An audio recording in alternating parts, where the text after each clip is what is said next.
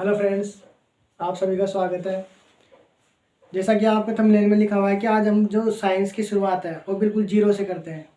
जो हमारी साइंस में हम पहले पढ़ते हैं बायोलॉजी में हम हमारी बॉडी के बारे में पढ़ेंगे जो बिल्कुल जीरो से। तो आप सब जानते हैं कि कोई भी पदार्थ है उसका जो सबसे छोटा यानी सूक्ष्मतम कण जो होता है वो होता है परमाणु। और परमाणु मिलके बनाते हैं अणु, और अणु मिलके बनाते हैं यौगिक, और यौगिक मिलके कोशिका। अर्थात सबसे जो छोटा पार्टिकल है वो क्या है अपना परमाणु।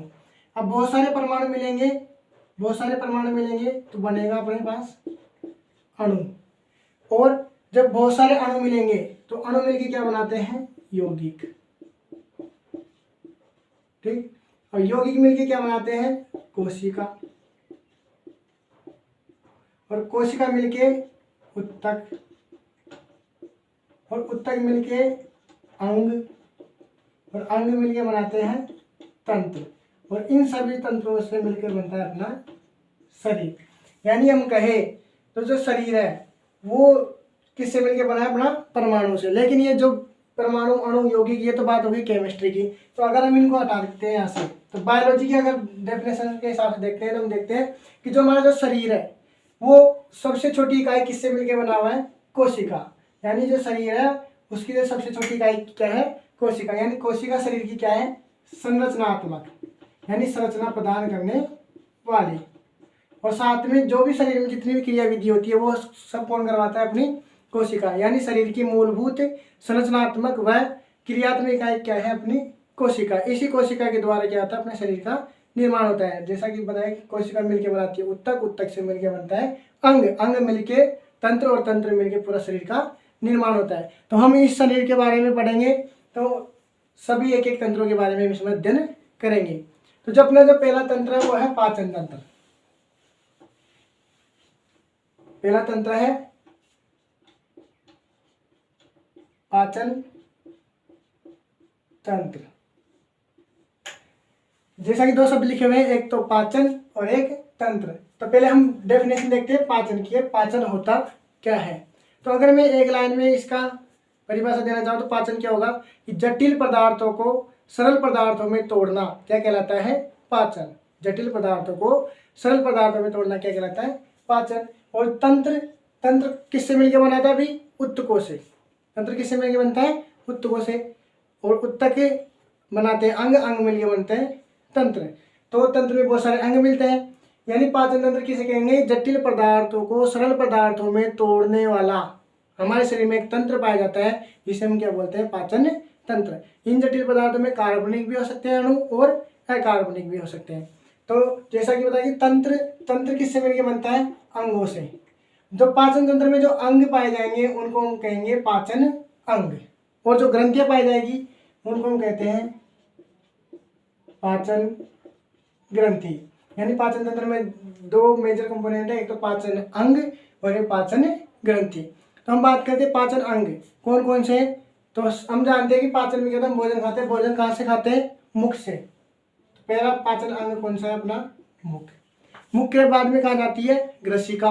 तो दूसरा क्या हो गया ग्रसिका, जिसको हम ग्रसनी भी कहते हैं। तीसरा है ग्रसिका या ग्रसनी के बाद में ग्रास नली, ग्रास नली। इसके बाद में आता है अपना आमाशय। इसके बाद में छोटी आंत, फिर आती है बड़ी आंत, फिर लास्ट में जो अपना आता है मल द्वार। ये यहाँ से लेके यहाँ तक जो सारे अंग है ये कहलाते हैं अपने पाचन अंग, जिसमें आया मुख्य, ग्रसिका, ग्रासनली, आमाशय, छोटी आंत, बड़ी आंत और मलद्वार। ठीक, वैसे ग्रंथि आती है। ग्रंथि में अपने आता है पहले मुख में आती है लार ग्रंथि, इसके बाद में यकृत ग्रंथि, इसके बाद में अग्नाशय ग्रंथि,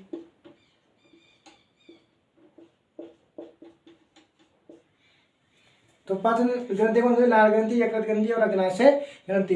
ये सारे अंग और ये सारी ग्रंथियां मिलकर क्या करती है? पाचन की क्रियाविधि हमारे शरीर में करवाती है। ठीक है, अब देखो ये जो पाचन अंग है, ये पाचन अंग साथ के साथ 1 2 3 4 5 6 7 ये सारे मिलके इनको एक नाम दिया गया है आहार नाल, या इसका दूसरा नाम है पोषण नाल। पाचन अंगों को सम्मिलित रूप से हम आहार नाल या पोषण नाल भी कहते हैं। आहार नाल जिसकी लंबाई हमारे शरीर में कितनी होती है? 8 से 10 मीटर।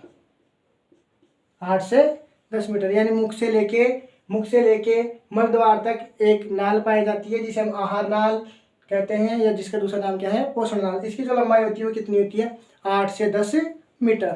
क्लियर? तो हम एक एक अंगों के बारे में इसमें डिस्कस करेंगे।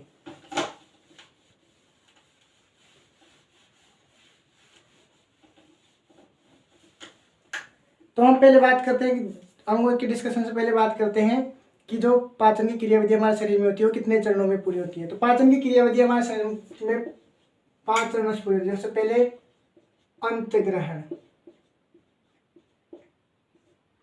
दूसरा है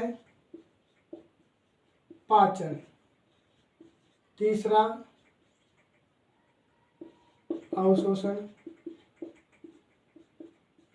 चौथा स्वांगीकरण और पांचवा बहिक्षेपण। अंतग्रहण, अंतग्रहण का मतलब होता है अंदर लेना, यानी कि जो हम भोजन खाते हैं वो क्या करते हैं? हम अंतग्रहण यानी अपने शरीर के अंदर लेते हैं, उसे कहते हैं अंतग्रहण। अंतर्ग्रहण के बाद में जो जटिल पदार्थ है वो किस में चेंज होंगे? छोटे मॉलिक्यूल में, यानी कि छोटे पदार्थ सरल पदार्थ में चेंज होंगे, उसे हम बोलेंगे पाचन। पाचन के बाद में फिर क्या होगा? उनका अवशोषण, यानी जो पचित जो भोजन हुआ उसको क्या करेगी? हमारे जो छोटी आंत में जाके क्या होगा? वो अवशोषित होगा, यानी काम की चीज उसमें से अवशोषित की जाएगी हमारे शरीर के लिए, तो वो क्या हो गया? अवशोषण। अब अवशोषण होने के बाद उन सरल पदार्थों को, उन काम की जो चीजें उनको सभी कोशिकाओं तक पहुंचाई जाएगी, उसे हम क्या बोलेंगे? स्वांगीकरण। और जो हमने भोजन खाया उसमें से जो काम की चीजें थी, जो पोषक तत्व, तो वो तो शरीर ने अवशोषित कर लिए। उसके बाद में जो अपशिष्ट बचता है वो कहलाता है, अपने अपशिष्ट उसको शरीर से बाहर निकालना, वो कहलाता है बहिक्षेपण। तो इन 5 क्रियाविधियों के द्वारा जो हमारा भोजन है वो पूरी तरह से पच के अवशोषित होकर बहिक्षेपण हो जाता है। क्लियर? अब पाचन अंगों में हम एक एक अंग की बात करते हैं। जो पहला अपना अंग था वो है मुख। पहला अंग है मुख।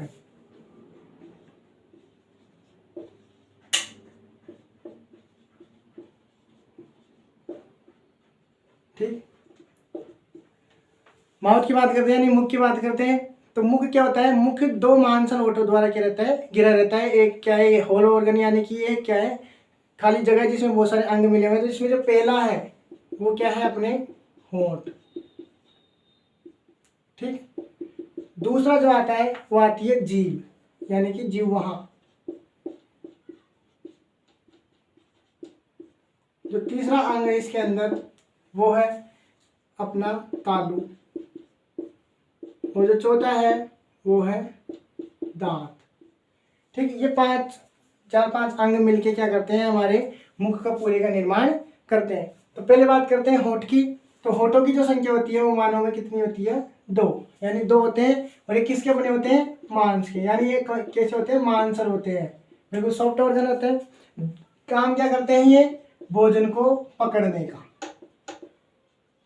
भोजन को पकड़ने का, यानी जो हमने भोजन खाया है उसको पकड़ के कहाँ लेके जाएंगे? अपने मुख गुहा के अंदर। ठीक, इसके बाद में आती है जिह्वा। जिह्वा जानते हो ये क्या है? एक पेशी है, पेशी है जिसमें कोई भी हड्डी नहीं पाई जाती। दूसरा ध्यान रहे, जो जिह्वा होती है एक हड्डी से जुड़ी होती है जिसका नाम है हायोइड हड्डी। ठीक है, जिह्वा है जो एक पेशी है, साथ में ये क्या काम कराती है? स्वाद का पता लगाती है। स्वाद का पता लगाती है, क्योंकि जो जीवा है उसमें क्या पाई जाती है? स्वाद कलिकाएं, यानी ऐसी कलिकाएं पाई जाती है जो हमें क्या करती है? स्वाद का पता लगाती है। जैसे खट्टा हो गया, ठीक, मीठा हो गया और कड़वा हो गया। ध्यान रहे, जो मिर्च जो स्वाद है, हमें जो मिर्ची लगती है वो एक कोई भी स्वाद नहीं है, वो क्या होता है? जो जीवा है उसमें जो स्वाद कलिकाएं उपस्थित है उन स्वाद के लिए जैसे मिर्ची जाएगी तो उसमें क्या होगी, एक झन्नाट उत्पन्न होगी, जिसके बाद में हमें क्या लगता है, तीखापन सा लगता है, एक हमें दर्द सा अनुभव होता है। वैसे मिर्ची जो है कोई स्वाद नहीं है। ठीक है, अब जो जीवा है उसकी शेप ये वी आकार की होती है। ठीक है, जो जीवा है उसका अग्रभाग, ये वाला भाग है, ये कौन से स्वाद का पता लगाता है, मीठे स्वाद का। वैसे तो पूरी जीवा में मीठेपन की स्वाद गलिकाएं पाई जाती है, लेकिन जो अग्रभाग है इस पे जो स्वाद गलिकाएं मीठेपन की वह ज्यादा पाई जाती है। इसके बाद में इस साइड में जो हमें स्वाद का पता लगता है वो पता लगता है नमकीन।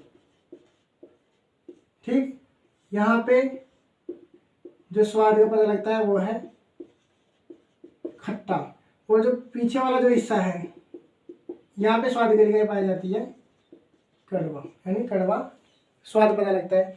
इन जगहों पे ये जो स्वाद गलिकाएं, मीठे की स्वाद गलिकाएं आगे होती है, कड़वे की स्वाद गलिकाएं पीछे होती है। इसलिए जो हम कभी भी जो कड़वी चीज़ खाते हैं उसको खाने के बहुत समय बाद जब वो पीछे जाके टच होती है तब हमें उसको कड़वेपन का क्या होता है, एहसास होता है। तो इस प्रकार पाई जाती है।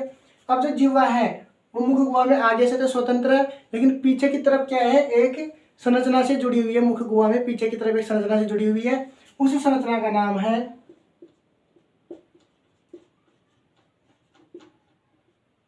जिह्वा फ्रेनुलम, या इसका दूसरा नाम है फ्रेनुलम लिंगुअल। जो जीवा है वो मुख गुहा में पीछे की तरफ एक संरचना से जुड़ी रहती है जिसका नाम जिह्वा फ्रेनुलम या जिह्वा लिंगुअल है। ठीक है, ये हो गई जीवा की बात। इसके बाद में आते हैं तालु। तो हमारे शरीर जो मुख है गुहा है उसमें दो तालु पाए जाते हैं, एक ऊपर और एक नीचे। जीभ स्पर्श कराते हैं, एक ऊपर वाला और एक नीचे वाला। ठीक है, ऊपर वाला जो तालु होता है ये कैसा होता है, कठोर, और जो नीचे वाला जो तालु है ये कैसा है, कोमल, यानी कि सॉफ्ट है। ऊपर वाला कठोर है और नीचे वाला कैसा है, कोमल। ठीक है, ऊपर जो कठोर तालु है इस पे क्या पाई जाती है, ऐसी खुरदरी सी संरचना पाई जाती है, खुरदरापन पाया जाता है। जीभ स्पर्श करके देखेंगे पीछे, तो इन जो खुरदरी जो संरचना है इनको हम बोलते हैं रवे। रवे है, इनका काम क्या है कि जो भी हम चिकनी पदार्थ चीजें खाते हैं उन चीजों को ये क्या करता है, पीछे फिसल के जाने से रोकता है, और आगे रोक के क्या करता है, ये उनका आसानी से चबाने में मदद करता है, यानी चबवाता है। ठीक है, तो ये जो रवे हैं, ये रवे नाम की जो संरचना है ये मांसाहारी जंतुओं में ज्यादा पाई जाती है। क्यों, क्योंकि मांसाहारी जंतु क्या खाते हैं, मांस, और मांस क्या होता है, बहुत ही ज्यादा चिकना होता है, जिसकी वजह से वो फिसल के पीछे ना जाए, इसलिए ये जो संरचना है वो क्या होती है, बड़ी होती है। फिजिक्स में आता है घर्षण, ये क्या करता है, घर्षण उत्पन्न करवाता है ताकि जो चीज है वो पीछे फिसल कर ना जाए, खुरदरापन इसलिए देता है। ठीक है, जो ऊपर वाला जो तालु है इसके जो पीछे की तरफ एक यू आकार की ग्रंथिनुमा संरचना दिखाई देती है, इस संरचना को हम बोलते हैं यूवुला। इस संरचना का नाम क्या है, यूवुला। इसका काम क्या है, ये भी एक सॉफ्ट ऑर्गन है। इसके जस्ट पीछे क्या होते हैं, दो छिद्र होते हैं जो किससे जुड़े रहते हैं, अपने नाक से, यानी नाक से जो हम श्वास लेते हैं वो पीछे जाती है, मुख गुहा के पीछे जाती है। तो ये यूवुला क्या करता है कि जैसे हमने भोजन खाया तो भोजन इसके टकराएगा, तो ये यूवुला इस छिद्रों को क्या कर लेगा, ढक लेगा, कवर कर लेगा, ताकि जो भोजन है वो नासा छिद्र में ना जा पाए, भोजन कहाँ जाए, पूरा पूरा नीचे। इसलिए जो यूवुला है यहाँ पे पाया जाता है, इसका काम क्या है, नासा छिद्रों को ढक लेना भोजन के समय। ठीक है, ये हो गई तालुओं की बात। ऊपर वाला तालु कठोर होता है, नीचे वाला कैसा होता है, कोमल। इसके बाद में आते हैं दांत।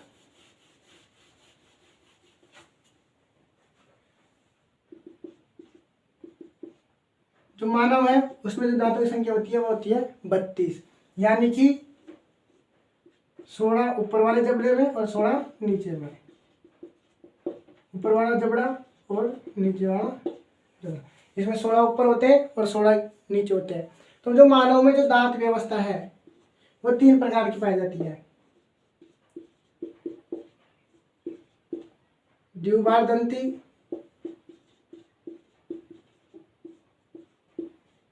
विषम दंती और एक गर्त दंती।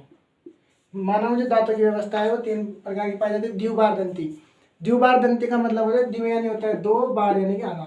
तो मानव में जो दांत है वो 2 बार आते हैं, एक तो बाल्यावस्था में और एक बाद में। मानव में जो दांत है वो 2 प्रकार के होते हैं, एक तो अस्थायी दांत और एक स्थायी, यानी 2 बार आते हैं। अस्थायी दांतों की जो दूध के दांत में कहते हैं, इनको क्या कहते हैं, दूध के दांत। और जो इनकी संख्या है वो है 20, यानी बचपन में 20 दांत आते हैं, टूट जाते हैं, उसके बाद में फिर दूसरे दांत आते हैं, तो इनके दूध के दांत या अस्थायी दांत कहते हैं। दूसरा स्थायी दांत, ये जीवन काल में सिर्फ 1 बार आते हैं, इनकी संख्या होती है 12। इस प्रकार जो मानव में जो दांत है वो 2 बार आते हैं पूरे जीवन काल में, इसलिए इस व्यवस्था को हम बोलते हैं द्विबार दंती। ठीक, इसके बाद में आता है विषम दंती। विषम का मतलब होता है एक जैसे, जैसे कि मानव में 4 जो आगे के दांत है वो तो इस शेप में ही आकार के हैं, इसके बाद में जो दांत है वो इस नुकीले आकार के हैं। ठीक, इसके बाद में जो दांत है वो कुछ इस प्रकार से, यानी जो मानव में जो दांतों की आकार है वो क्या है, सारे सारे अलग है, यानी कि इस एक समान नहीं है, विषम है, इसलिए इस व्यवस्था को क्या बोलते हैं, विषम दंती। इसके बाद में आता है गर्त दंती। गर्त यानी होता है गड्ढा, दंत यानी दांत, यानी कि जो मानव का जो दांत है वो किस में दसा रहता है, एक गड्ढे में। गड्ढा जिसको हम किस नाम से जानते हैं, मसूड़ा, यानी मसूड़े में दसा रहता है।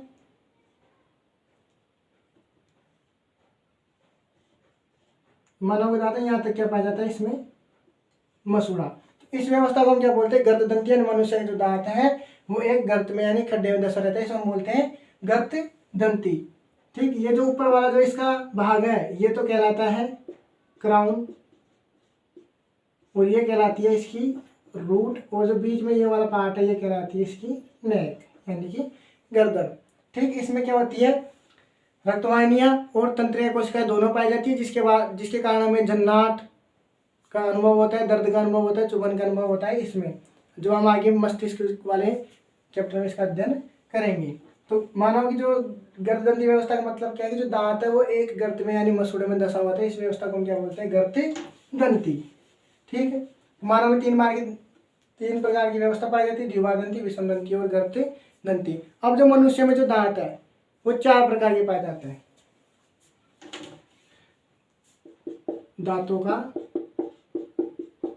प्रकार, पहला है कृतंक, दूसरा है रदनक, तीसरा है अग्रचर्वणक और चौथा है चर्वणक। मानव में 4 प्रकार के दांत पाए जाते हैं, कृतंक, रदनक, अग्रचर्वणक और चर्वणक। कृतंक दांत, इनकी जो मानव में संख्या है वो कितनी होती है, 4, यानी जो सामने वाले जो 4 दांत है वो क्या कहलाते हैं, कृतंक, 4 ऊपर और 4 ही नीचे। रदनक, कृतंक के दोनों तरफ, एक इधर और एक इधर जो नुकीला दांत है वो क्या कहलाता है अपना रदनक, ऊपर भी 2 और नीचे भी 2। अग्रचर्वणक, यानी रदनक के साइड में 4 दांत, 4 ऊपर और 4 नीचे, अग्रचर्वणक कहलाते हैं। चर्वणक, जो पीछे के जो 6 दांत है, 6 ऊपर और 6 नीचे, ये कहलाते हैं चर्वणक। दूसरी बात कृतंक दांत। कृतंक दांत क्या काम करते हैं, कुतरने का, भोजन को क्या करते हैं, पकड़ते हैं और साथ में कुतरते हैं। तो ये जो वाले दांत है वो चूहों में ज्यादा विकसित होते हैं। रदनक दांत क्या काम करते हैं, चीरने और फाड़ने का, चीरने फाड़ने का, यानी भोजन को क्या करेंगे, चीरेंगे और फाड़ेंगे। तो ये जो रदनक दांत है वो मांसाहारी जंतुओं में ज़्यादा पाए जाते हैं, ज़्यादा विकसित होते हैं। क्यों, क्योंकि उनको मांस खाना होता है, तो वो मांस को चीरने के लिए ये ज़्यादा दांत विकसित होते हैं। इसके बाद में अग्रचर्वणक है, इसका जो काम है वो है चबाना, और चर्वणक का काम भी क्या है, चबाना। ठीक है, मानव में 4 प्रकार के दांत पाए जाते हैं, कृतंक, रदनक, अग्रचर्वणक और चर्वणक। कृतंक 4 ऊपर 4 नीचे, रदनक 2 ऊपर और 2 नीचे, अग्रचर्वणक 4 ऊपर और 4 नीचे, और जो चर्वणक है वो 6 ऊपर और 6 नीचे। काम क्या है, कुतरने का काम कृतंक करते हैं, रदनक करते हैं चीरने फाड़ने का, अग्रचर्वणक करते हैं चबाने का, और चर्वणक करते हैं चबाने का। क्लियर। जो मांसाहारी जंतु है उनमें रदनक दांत ज़्यादा विकसित होते हैं, ये बार बार क्वेश्चन कंपटीशन में पूछ लेते हैं। इसके बाद में बात करते हैं दंत सूत्र की, कि मानव का जो दंत सूत्र है वो क्या है। प्रत्येक जीव का जो दंत सूत्र है वो अलग अलग है। ठीक है, तो मानव का दंत सूत्र को हम दर्शाते हैं ICPM। आई का मतलब है इंसीजर यानी कि कृतंक, सी का मतलब है कैनी यानी कि रदनक, प्री का मतलब है प्रीमोलर यानी कि अग्रचर्वणक, और एम का मतलब है मोलर यानी कि चर्वणक। कृतंक को इंग्लिश में बोलते हैं इंसीजर, रत्नक को बोलते हैं कैनिज, अग्रचर्वणक को बोलते हैं प्रीमोलर और चर्वणक को बोलते हैं मोलर। इससे बना है आईसीपीएम धनसूत्र, आईसीपीएम इसी से बना हुआ है। तो मनुष्य में अभी देखा हमने कर्तन कितने होते हैं, 4 ऊपर और 4 नीचे। कैनिज में कितने होते हैं, 2 ऊपर और 2 नीचे। प्रीमोलर कितने होते हैं, 4 ऊपर और 4 नीचे। और मोलर कितने होते हैं, 6 ऊपर और 6 नीचे। यानी जो दांतों की संख्या है वो 4, 42, 46 हो गए। ठीक है, लेकिन जो दंत सूत्र है वो बनता है इस हिसाब से। ये मान लो ये जबड़ा है, बोले कि सामने जो 4 दांत है वो क्या है, कृतंक। लेकिन दंत सूत्र के लिए हम क्या करते हैं, इसको बीच में से बांटते हैं। ऊपर जबड़े को क्या करते हैं, जबड़ों को बीच में से बांटते हैं। ये ऊपर वाला हो गया मान लो, ये नीचे वाला हो गया। ठीक है, तो ये जो 4 दांत है, कृतंक कितने हैं, 4। तो 2 इधर आ गए और 2 इधर, यानी इसको 2 को डिवाइड कर देंगे, क्या होगा, 4 का आधा कितना हो जाएगा, 2। और नीचे भी 4 का आधा कितना हो गया, 2। क्लियर। इसके बाद में क्या है, रत्न कितने, 2, एक इधर और एक इधर, यानी कि एक ऊपर और एक नीचे। 4 है, यानी 2 इधर और 2 इधर, आधे आधे कर दिए। और 6 का आधा कितना हो गया, 3 इधर और 3 इधर। यानी जो मनुष्य की जो दंत सूत्र है वो क्या है, 21/21/23। लेकिन ये एक तरफ का है, ऐसे इधर भी है, तो इससे किससे गुणा कर देंगे, 2 से। तो ये जो मनुष्य की जो दंत सूत्र है वो क्या है, 21/23। क्या वो, तो इसको लिखने का तरीका क्या होगा,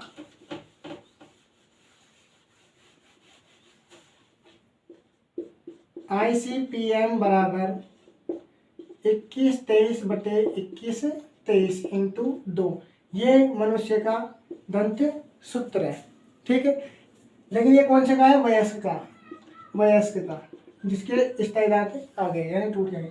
लेकिन जो बच्चे हैं उनका जो कई बुक तो जो दंत सूत्र वो लिखती है 21/02/21/02 इंटू 2। लेकिन कई बुक्स लिखती है 21/20/21/20 इंटू 2।